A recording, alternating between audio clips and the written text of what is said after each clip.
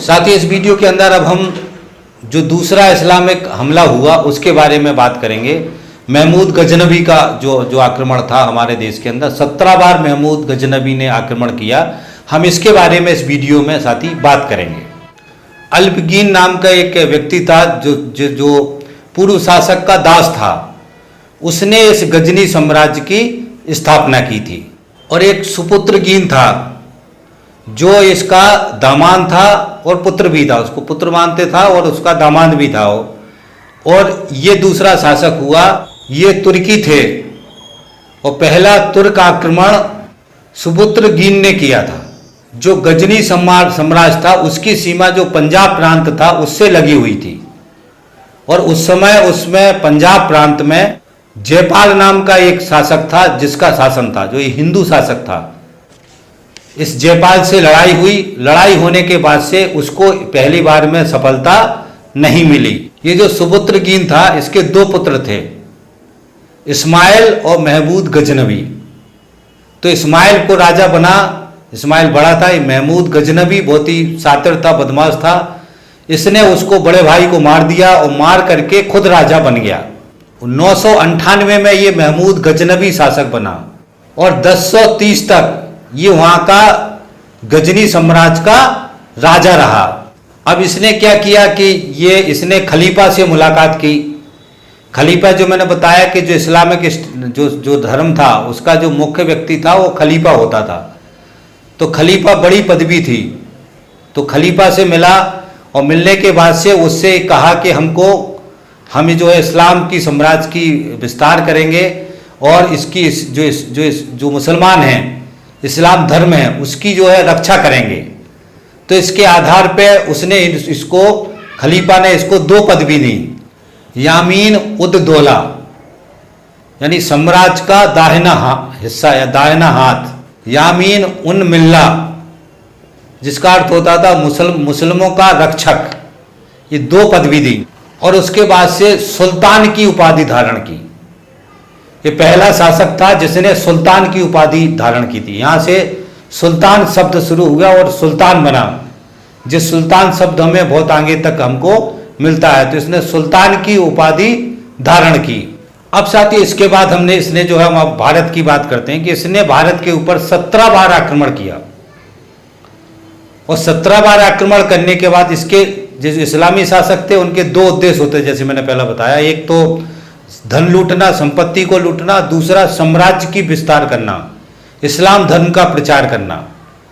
तो जो महमूद गजनबी था इसका उद्देश्य इस्लाम का साम्राज्य स्थापित करना या साम्राज्य का विस्तार करना नहीं था।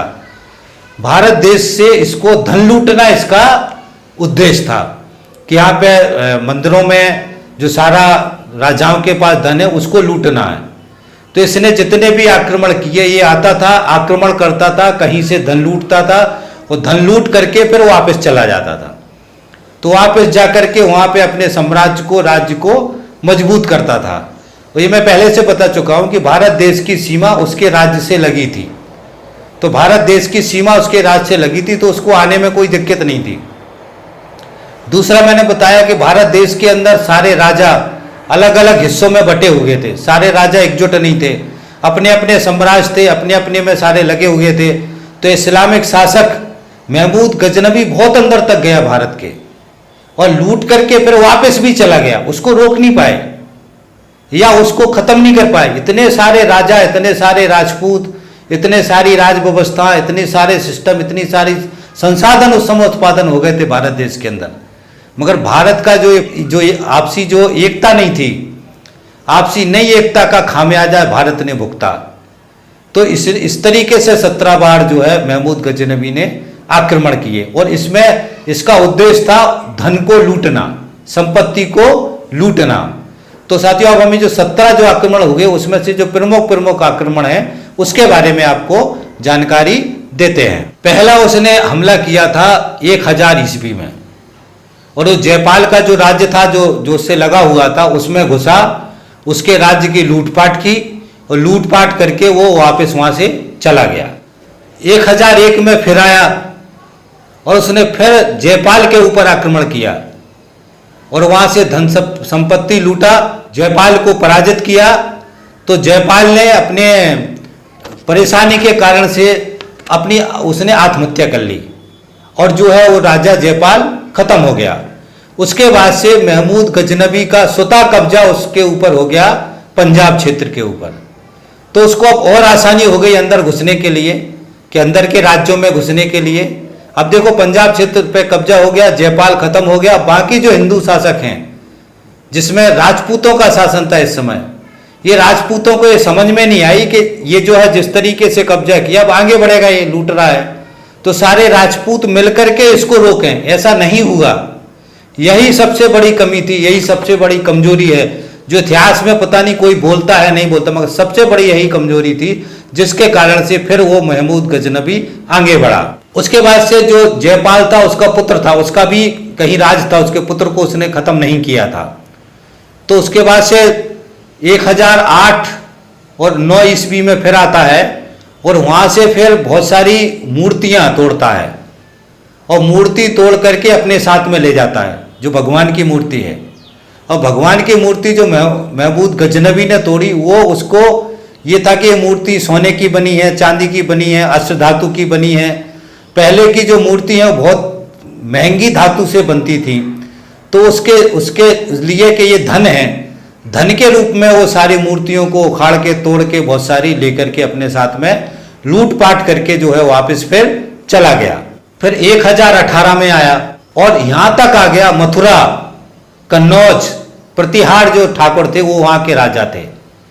यहां तक आकर के उसने लूटा, मंदिरों को भी लूटा, राजाओं को सारे धन संपत्ति लूटी, बहुत सारी मूर्तियों को तोड़ा, धन के रूप में मूर्तियों को भी तोड़ के ले गया। ये लूटपाट करके फिर वापस चला गया। ये बड़ी बड़ी लूटें बता रहा हूं, बीच बीच में छोटी छोटी हुई होगी और वो उसकी विस्तारित जानकारी मैं आपको नहीं बता रहा हूं। अब ये समझो कि 1018 में मथुरा और कन्नौज तक आ गया और यहां से लूट के फिर वापस भी चला गया। और ये हमारे सारे राजपूत वंश के जितने राजा थे, ये आपस में लड़ते भिड़ते रहे, इसको रोक नहीं पाए। इतने सारे राजा थे चारों तरफ, दिल्ली से लेकर के पूरा क्षेत्र में राजपूतों का शासन था। ये राजपूत उसको घेर के उसको रोक नहीं पाए, उसको खत्म नहीं कर पाए, उसको मान नहीं पाए। तो 1018 में उसने साथी फिर लूट के हमला करके ले गया। हो ये ऐतिहासिक तथ्य है जिसको साथी हमको याद रखना है। फिर 1019-20 में आया तो जो बुंदेलखंड इलाका है यहां तक आया। जो चंदेल राजा थे उसमें विद्याधर करके एक राजा थे, उन्होंने उसके विरुद्ध जो है लड़ाई किया, संघर्ष किया, उसको रोका और उस समय जो है वो ज्यादा संपत्ति लूट के ले जाने में सफल नहीं हुआ, मगर कुछ संपत्ति लूट के लेकर के वापस चला गया। उसके बाद से फिर 1025 में उसने गुजरात के क्षेत्र में सोमनाथ मंदिर पे लूटने के लिए आक्रमण किया। उस समय भीम प्रथम का शासन था। सोमनाथ का मंदिर गुजरात में कितने अंदर है, इतने अंदर तक आकर के गुजरात के मंदिर की संपत्ति को लूट के ले आए। बड़ी संपत्ति, सोना चांदी, बहुत सारी संपत्ति लूट के गधों में, ऊंटों पे भर के जो है वो ले गए। और इस अब तक की जब जितने उसने हमले किए उस तक की सबसे बड़ी लूट थी ये। इतनी बड़ी लूट पहले कभी नहीं की थी उसने। इतने उसके बाद से जो जाट थे, जाटों ने उससे लड़ाई लड़ी, जाटों ने को छुड़ाने का कोशिश किया तो कुछ ही धन सोना चांदी उससे वो छुड़ा पाए। बाकी जो सोना चांदी ले गया था वो लेकर के यहां से चला गया। अब फिर समझो 2025 में तो बहुत ही ताकतवर थे ये राजा। सोमनाथ मंदिर तक महमूद गजनबी आता है सेना लेकर के और आकर के मंदिर पे आता है, उस पर आक्रमण करता है, उसकी संपत्ति लूटता है, लूट करके लेकर के वापस जो है सिंध प्रांत से वापस जो है चला जाता है और हम कुछ नहीं कर पाते हैं। ये हमारे राजा, ये राजपूत कुछ नहीं कर पाते हैं। तो ये उसका सबसे बड़ा आखिरी हमला था और ये बड़ी संपत्ति लूट के यहां से भारत देश से ले गया। तो ये इस तरीके से साथियों 1025 में ये आखिरी जो महमूद गजनबी था उसके लूट का जो है हमला था, जो लूट हमारे देश से करके वो ले गया। उसके बाद साथी जो 1027 में वापस आया, वो जो जाट शासक थे जो लड़े थे उससे उनसे लड़ने के लिए दोबारा आया और उनको हरा करके जाट शासकों को हरा दिया और उनके ऊपर राज स्थापित कर लिया 1027 में, 25 के बाद 27 में, 2 साल बाद। और उसके बाद से साथी 1030 में इसकी मृत्यु हो गई। और ये कहा जाता है कि इतना धन लूट के ले गया था ये भारत देश से कि उसको पागल हो गया, वो पागल होके मरा है कि सोने चांदी जवाहरात उस पर सोता था, उतना देख के वो पगला गया और पागल होकर के 1030 में इसकी मृत्यु हो गई। तो ये पहला आक्रमण था, पहली लूट थी हमारे देश की, जिसको साथी हमको ध्यान रखना है। और पहली हमारी देश की जो राजपूत शासक थे उनकी नाकामी थी, उनकी कमजोरी थी, जिसके वजह से हमारे देश की लूट हुई, हमारे देश की रक्षा नहीं कर पाए। और उसके बाद से ये और भी मुस्लिम शासकों का रास्ता खुला, उनको समझ में आ गया कि ये जो है भारत देश के जो राजा हैं, ये शासक इतने कमजोर हैं, इनके ऊपर कब्जा किया जा सकता है, इनको लूटा जा सकता है। तो फिर बाकी और मुस्लिम शासकों ने भारत पर आक्रमण करने की प्लान बनाई और आक्रमण किया। इसकी जानकारी हम अगले वीडियो में आपको देंगे। उसके अलावा साथियों कुछ कवि थे, एक उल्की करके कवि थे, जिन्होंने कुछ ग्रंथ लिखे। किताब उल यामनी, किताब ये यामनी, ये जो मैंने आपको बताया ना गजनी वंश, इसको यामनी वंश भी कहते हैं। ये मैं शुरू में बताना भूल गया, गजनी वंश को यामनी वंश भी कहते हैं। तो ये इनके राजदरबारी थे जिन्होंने किताबें लिखी। इन्हीं किताबों में ये पूरी स्टोरी, पूरी जानकारी हमको मिलती है वहाँ से। एक साथी लेखक था अलवर्णी, जो 11वीं शताब्दी में भारत में आया था और उसको संस्कृत का ज्ञान था, संस्कृत पढ़ना भी जानता था, संस्कृत लिखना भी जानता था।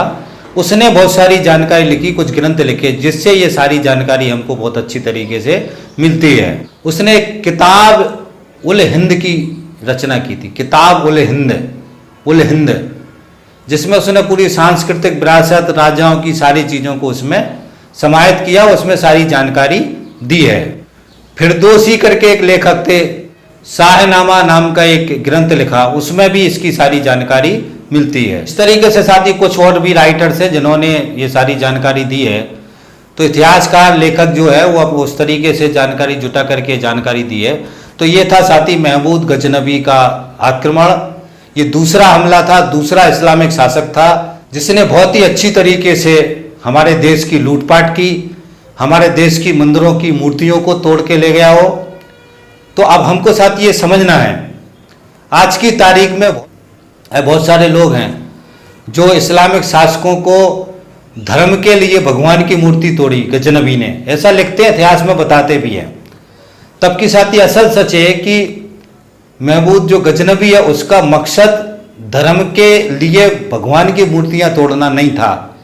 उसका मकसद मूर्तियों की कीमत थी, धन था, जिसके लिए उसने सोमनाथ मंदिर पे हमला किया और भी मंदिरों पे हमला किया, लूटपाट करी, राजाओं के राज खजानों पे हमला किया।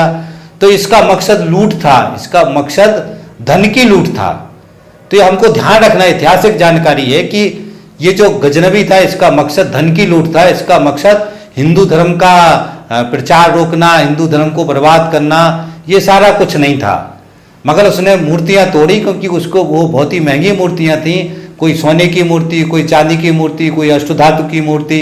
तो इसके वजह से उसने मूर्तियों को तोड़ा या मंदिर की मूर्तियों को खाड़ के वो अपने साथ ले गया। एक बात तो साथी हमको ये समझना है। दूसरा बात साथियों, राजपूतों के बारे में समझना। जब से मैंने पूरी जानकारी जुटाई है तो मेरे को आज जो राजपूत हैं, बहुत सारे राजपूत हैं जो अपना बहुत सारा राजपूताना दिखाते हैं, अभी दलितों को घोड़े पे नहीं चढ़ने देते हैं, फलाना ढिमका मूछें हड़ते हैं।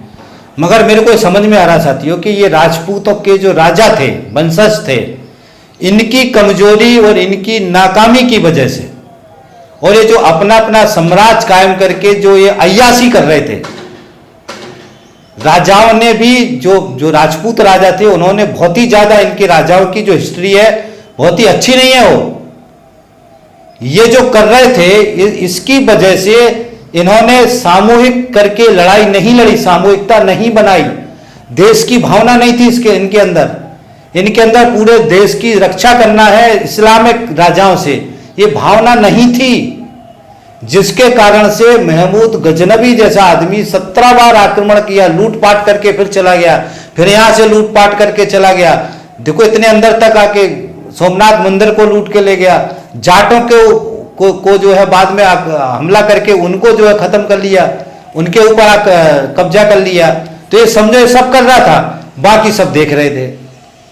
तो इस्लामिक शासक जो आने का जो श्रेय है, जो कारण है, ये राजपूत शासक है, राजपूत राजा हैं। जो राजपूत आज बहुत अपनी राजपूताना दिखाते हैं, उनको ये समझना है कि ये जो राजपूतों के वंशज थे, वो अगर एकजुट होते, ताकतवर होते, तो काश आज जो इस्लामिक जो शासक हैं वो हमारे देश में नहीं आ पाते। ये राजपूत राजा कई दूसरे इस्लामिक देशों में आगे नहीं बढ़ पाए, वो तो कोई भी राजा नहीं बढ़ पाया। अशोक ने इतना बड़ा एक साम्राज्य कायम किया था, उसके बाद से कोई राजा नहीं बढ़ पाया।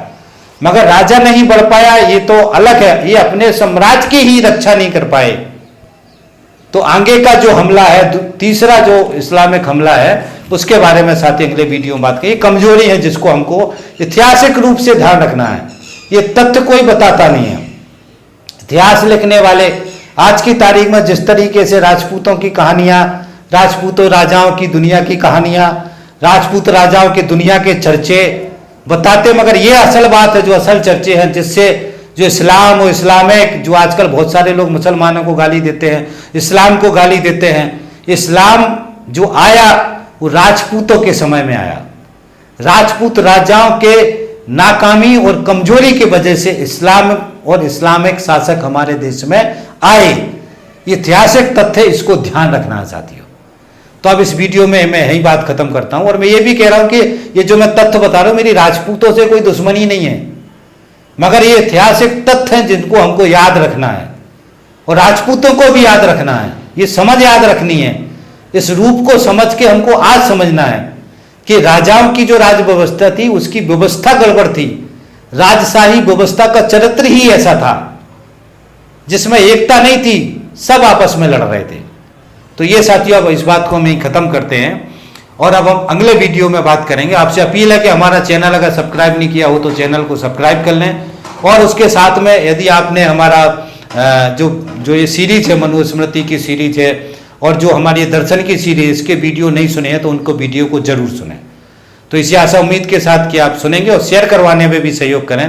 तो इस वीडियो में हम अपनी बात यहीं खत्म करते हैं, मिलते हैं अगले वीडियो में। थैंक यू साथी, धन्यवाद।